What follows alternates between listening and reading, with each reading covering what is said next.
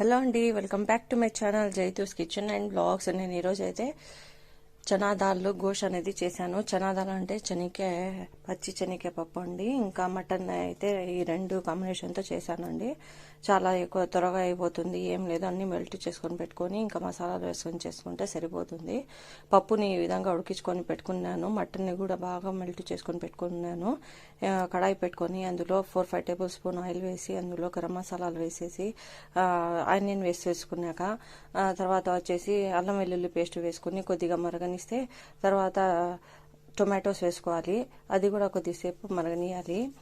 వేయించుకున్న తర్వాత ఈ మసాలాలు అనేది వేసేసుకోవాలి. 1 టీ స్పూన్ వచ్చేసి red chilli powder, 1 teaspoon వచ్చేసి కొరియండర్ పౌడర్, 1 టీ స్పూన్ వచ్చేసి